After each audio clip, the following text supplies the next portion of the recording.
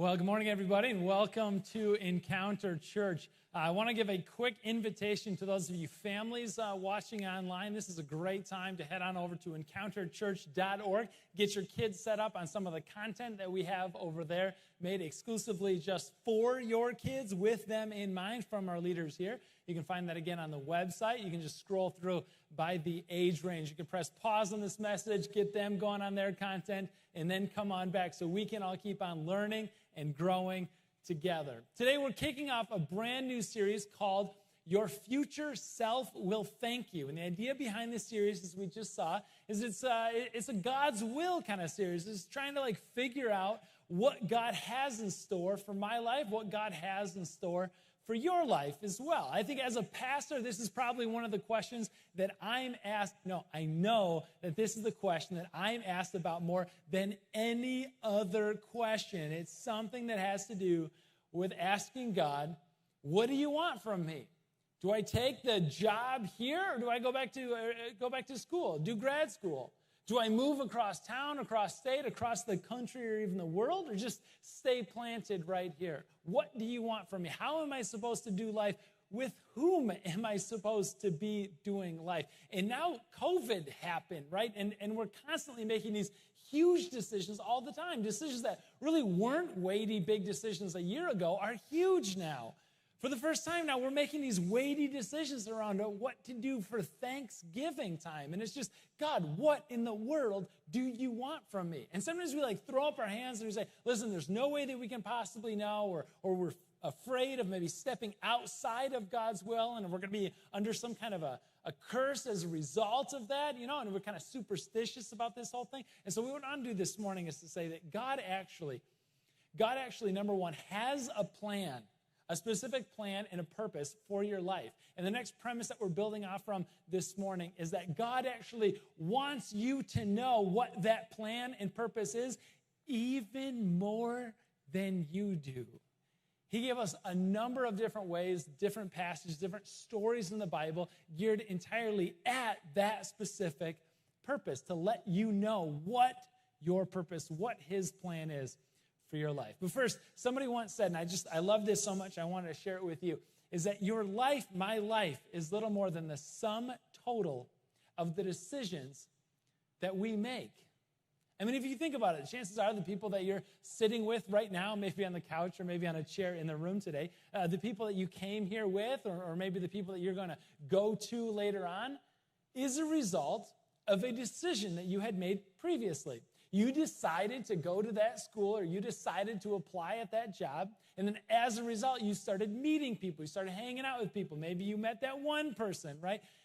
And as a result, your life is so shaped and so entirely formed by some of the decisions that you made. Bethany came out to do our next steps earlier, and she said, honestly, and I didn't even put her up to this, she said, my friend group, even my husband, is a result of one decision that I made a long time ago. She said, I decided to come to this particular church, and then I decided to get involved, and now so much of her whole life is a result of that one decision to make. And so what this series is about is saying, what if there's a way that we could make better decisions?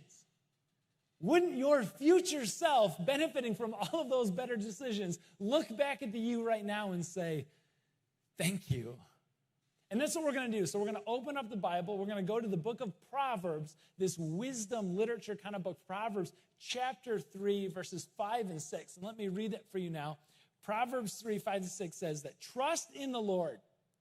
Trust in the Lord with all your heart. Lean not on your own understanding. In all your ways, submit to him, and he will make your paths straight.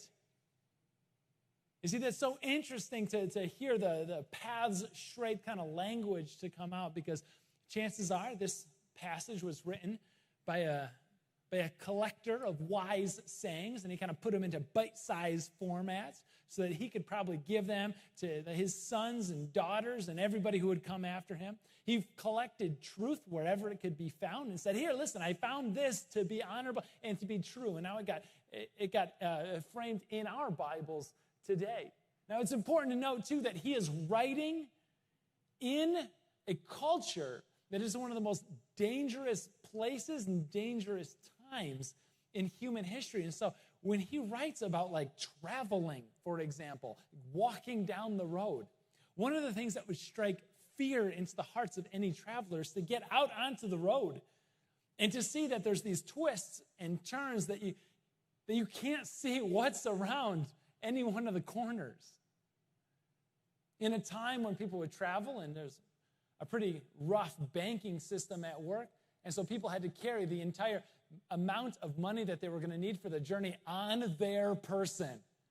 There were thieves, there's bandits, there are people seeking you harm, lurking around every corner. The thing that would provide so much assurance and peace in the heart of a traveler is to get onto the open road and to be able to look down and to see that it's straight and it's clear and it's obvious at every turn. It's written in a time where there's no GPS and there's few maps available to the regular person. They got to a road that diverges in either directions and they have to just choose one.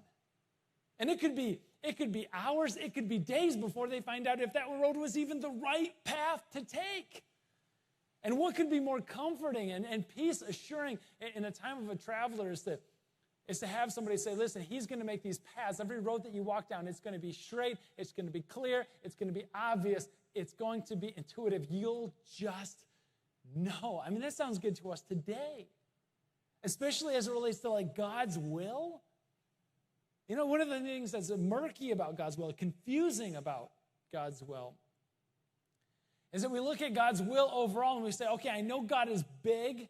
I know he's strong. I know God is all-powerful. I also know that God is good. I believe that he is. So if he's all-powerful and he's all good, why do all kinds of bad things happen in the world? I just don't get it. Where's God's will in that? Or said it like another way, another time, is that we sometimes read these words of Jesus and we see that God cares so deeply about the details in your life and mine. That God cares so much that not a hair could fall from your head without the will and the consent of your Father in heaven. He's a God that meticulously dabbles in the details of life, yet so much of life, huge questions of life just seem radically open to us. God, where's your will in that when I could just do whatever I want to do, yet somehow you know it all? So I'd like to get into that this morning because there's actually going to be quite a bit of clarity that I think God is going to provide for us this morning. If you're a note-taking kind of person, this is a great time to pull up that app or get out a pencil. If you're not a note-taking kind of person, this is a great time to become one. We say around here sometimes that a dull pencil beats a sharp mind in remembering the truths that God tells you. And so I want to give you three understandings of God's will to help us kind of make the decision, maybe even that decision that you have to make today. The first one is God's sovereign will. Technically, the sovereign will of God is defined by the will of God that brings to pass whatsoever he decrees.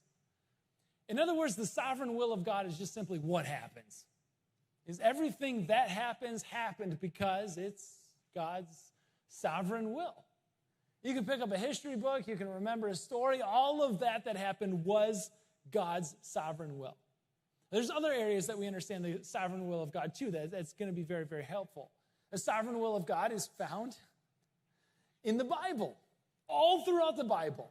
There's a story of God and how he relates to his people, all accounting his sovereign will as it came to pass, as it happens. That's God's sovereign will. And it's really important to understand that God's sovereign will in the past, but also on into the future.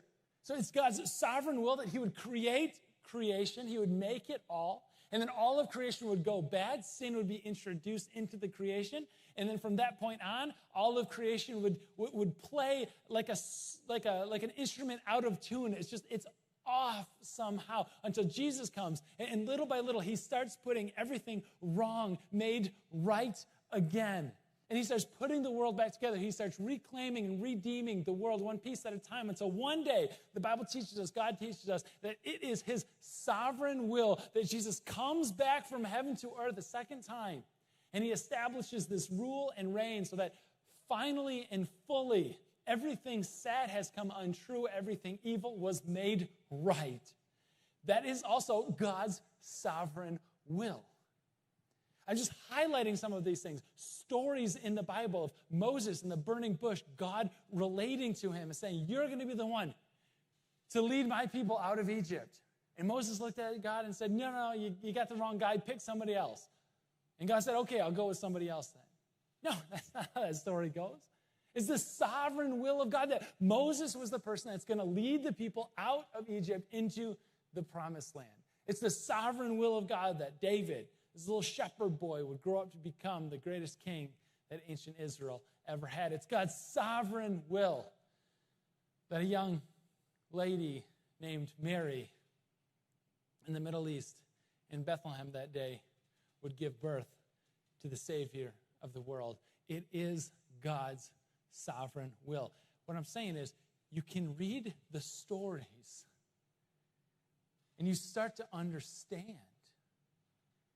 You start to get the how and the why of God's movement in the past. And because God is the same yesterday, today, and tomorrow, how God acted, the how and why of God acting 2,000 years ago teaches us something about what God is up to, not just in the past, but in the present.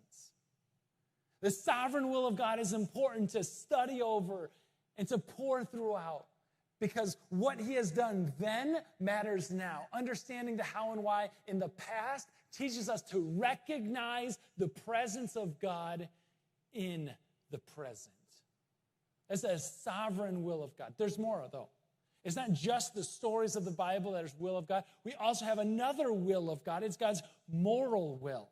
A sovereign will of God is one. Moral will of God is two. The moral will of God is like the thou shalt and the thou shalt nots.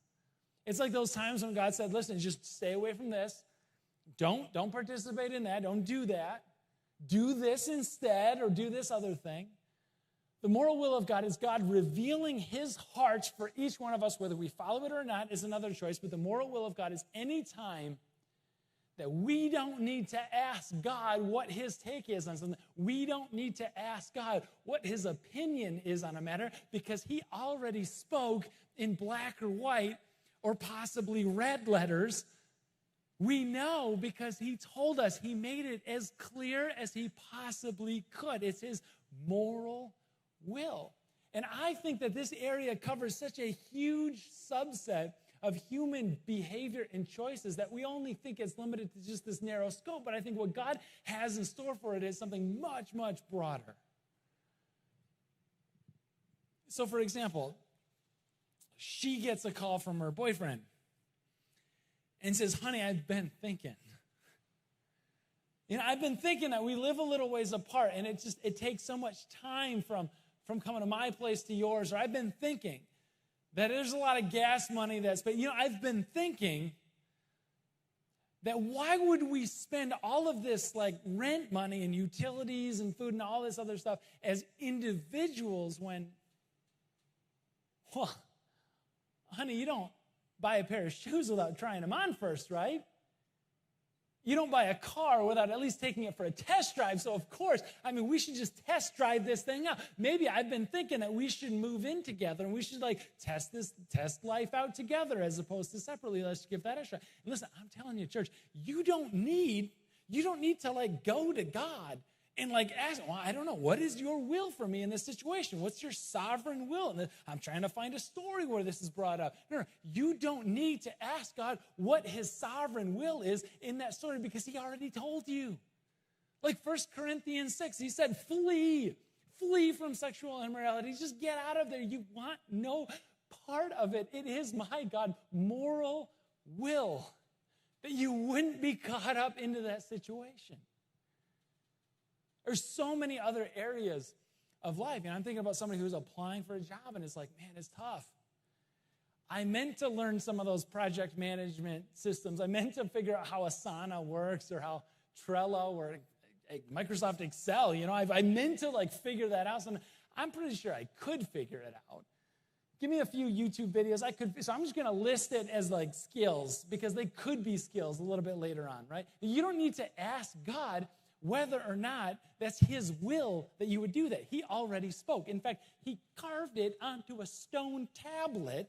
And the 9th commandment is that you will not bear false witness. Don't lie. He already spoke. We're heading towards the end of the year, and there's this massive temptation to like stash a little money off on this side and maybe to inflate some things over here or to minimize some things over here so that come April 15, we get to keep a little bit more money. After all, isn't the money better kept in my pocket than the government's? I mean, isn't it true that if I have a little bit more money, God, then I could share a little bit more broadly with kingdom causes that are out there? So maybe I'll just hide a few things. And God, no. You don't need to ask God whether or not you should not pay your taxes. God already spoke in Romans 13 is that you're subject to the governing authorities. It's just what he already spoke in black and white and sometimes red. It's right there. That's the moral will of God. It's this huge subset of human behaviors and that you don't even have to ask. It's like automatic. We get the sovereign will of God over here. We get the moral will of God over here. And then in the middle, we've got the personal will. And if you're still tracking with me, the personal will of God, if you're still tracking with this thing, this is where the tough decisions are made. Or either decision that's not outside of God's moral will. There's not maybe a story of God in the Bible that can kind of clarify what his sovereign will is all about it. A personal will of God is those big questions that you just wrestle with again and again that don't seem like they have very clear answers. The personal will of God is things like, hey, listen, should I go to school again or should I not? Should I move? Should I stay? Should I buy this truck or should I buy that car? Should I have kids? Where should those kids go to school? That was a big one for me. My daughter did 3 years at 3 different schools the first beginning of her academic career. It's hard. It's really difficult to figure this sort of stuff out. I talked to everybody, and I couldn't get clarity. I still don't have clarity on so many things. This is the personal will of God where these decisions are made, and it's remarkably difficult. And I think, okay, God, this is the kind of thing, maybe you just don't care about it. Maybe you just didn't provide any clarity, provide any solutions to how we figure it out. Remember, though, remember our foundation, remember our premise, that God does have a plan and a purpose for your life, and that number 2, God wants you to know what that plan and purpose is, maybe even more than you do. Which is why he gave us his sovereign and his moral will. It's kind of like this. One of the most ancient construction tools that has been used is called a plumb line. A plum, not related to the fruit, for those of you who are not so technically inclined. Plumb comes from the Latin word plumbum. It means weight, a lead. You just tie a piece of lead, a big weight, down at the end of the string, and boom, you've got a straight vertical line every time. It's the simplest tool, I think, that's been used from ancient times up through today. This tool was used from everything from the ancient, impressive architectural wonders of the old world, all the way up through builders framing a house today, painters painting the inside of a house today. Anytime you need a straight vertical line, the plumb line is your go-to. It's a weight tied to the end of a string. This does not build your house. This does not put up the walls to a factory. This will not paint your walls, but it'll give you insight. But it'll help you know what's coming. It'll give you a framework for staying within or stepping outside of. I think that's so important as we talk about the sovereign will of God and the moral will of God. Suddenly we've got plumb lines directing us, not just telling you exactly what to do at every turn, but listen, something happens as you start to pour over that sovereign will of God, the story of God in the Bible, and as you start to understand and become obedient to the moral will of God, something happens with that middle, with that personal will. It's like those decisions start to get easier. If you're looking for like one sentence for this whole morning that I hope that you come away with, is that the more familiar you are with the sovereign will of God, and the more obedient you are to the moral will of God, the easier decisions are related to the personal will of God. And I can't always explain like how this whole thing happens, but listen, I'm telling you, the sovereign will, the moral will, the person, it makes it easier. So a couple of years ago, a young woman asked for a sit down. She's got some questions she's trying to roll through. I kind of know what it's about already. What does God want from me? Big picture of life. Right? And there's layers and layers and layers of asking God, what does he want from me? I don't know. There's family stuff there. There's school stuff, potential job, moving, geography. And one of the questions that she had was about this fella she's dating. And the question was like, I don't know, should I stay with him or not? You know, and I ask a few questions along the way, listening best I can, try to pay attention. And there's some things that she's sharing that are maybe, they're not yellow, or they're not red flags, but they're like yellow flags, right? And I'm just kind of making note of that, but it's not a don't go there kind of thing. You know, she keeps on talking, and I keep on asking some questions, and then she wraps it up and she says, okay, now that you know probably as best as you possibly can in the little time that we've had together, what do you think? Should I stay with him or should I go?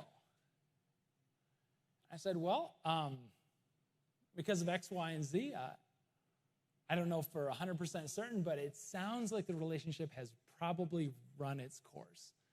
It's probably time to go. You'd be better off doing life separately than together. And she looks back at me and she said something I'm not going to forget because it was so profound to say to a pastor. She said, nope, I don't think so. I don't think so. Thanks for the input. Thanks for the time. Take it easy. All right. Several months after that, I get an email, kind of an update situation. Hey, thanks for taking the time to chat. I just thought you'd be curious, and I was. What has happened as a result of a lot of this? This is kind of where I am. I'm going back to school now and out of state. And I just thought that you'd like to know that I broke up with him. We're done. I was just curious. How did you see it before I did? And I can't so much explain it other than to say, when you spend enough time familiarizing yourself with the story of God and his sovereign will, and you start to see the how and the why of God in the past, you're able to kind of recognize his movements now in the present. And I can't really explain it all too much on the moral will, except for some of those yellow flags started looking a lot more orangish to me. And maybe even red. I was thinking about if it was my own daughter and I was giving her some wisdom. And the only way I can really explain it is that the more familiar you are with God's sovereign will, the more obedient you start to become in God's moral will, the easier these personal will decisions start to become. And so I want to come back to that Proverbs passage. There's more wisdom for us there. Proverbs chapter 3, 5 and 6 again. Trust in the Lord in two particular ways. And this is God's encouragement for you today. Trust in the Lord with these two ways. With number one, all your heart, and lean not on your own understanding. And then verse 6, in all your ways. With all your heart and in all your ways. The word is submit to him. And he will make your paths straight. With all your heart and all your ways. As I learned this passage as a kid growing up in the version of the Bible that I had, it was acknowledge. And I just think that's a huge missed opportunity for us. In all your ways, just acknowledge him. And he'll follow through. He'll make your paths straight. There's more than that. I think as biblical authors kind of reviewed the words and as they're using, acknowledge wasn't a strong enough word.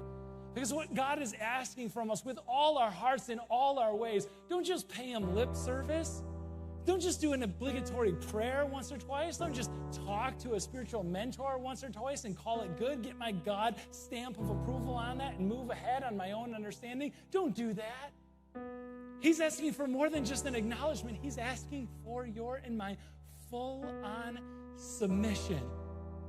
In all your ways, with all your heart, take it before him and lay it before him and say, God, it's yours. Whatever you want from me, the answer is yes, even before I know what the question is. Take it. And as I hand over all my heart and all my ways, I trust in you, not my own understanding, and you'll make my paths straight while this all happens together. You know who's really good at leaning not on their own understanding? Broken people. Man, you talk to broken people, they're great at not putting too much trust in themselves. You talk to people who just hit rock bottom. You talk to people in AA or NA or SA, any of the anonymouses. You talk to people that are just at rock bottom, whether it's alcohol that brought them there, substance abuse that brought them there, or a financial decision that just wrecked them. You talk to anybody at the bottom of that pit, and you say, are you tempted to trust your own understanding? Say, my own understanding got me into this valley. It's certainly not going to get me out. The people who have the easiest time saying yes to God even before I know what the question is. The people who have the easiest time to say to God, with all my heart and all my ways, I submit to you, and I'm looking to you for straight paths, are broken people. And so if you've got this pressing question before God that doesn't easily fall into the sovereign will or moral will kind of category, if you're like, well, I need to know today, where do I start? I would start there. Start with this recognition of each of our unique brokenness before God. That there was a reason that God allowed himself to be nailed and hung up on a cross to die. It was our brokenness that left him there and kept him there. It was his forgiveness that he was showing each one of us through that incredible act of selfless love. If you want to know the will of God in your life, start with an acknowledgement. Jesus, you have my whole heart. You have all my ways. I'm leaning not on my brokenness any longer. It's yours. Make my paths straight. And so, God, each one of us, we've got a question that is burning on our hearts. Maybe it's something to do about today, or a decision that we're going to have to make tomorrow. Showing up at the job site or at the office, in the classroom. God, we have questions about what to do and how to act, how to conduct ourselves in times of a global pandemic. And we're weighed down with the many, many decisions that each of us have to make. God, bring us clarity. Drive us to your words that we're more familiar with your sovereign will, God. Give us the courage to choose your moral will. And God, provide us clarity for these in-between times and give us your vision. Jesus, it's in your resurrected name we pray. Amen.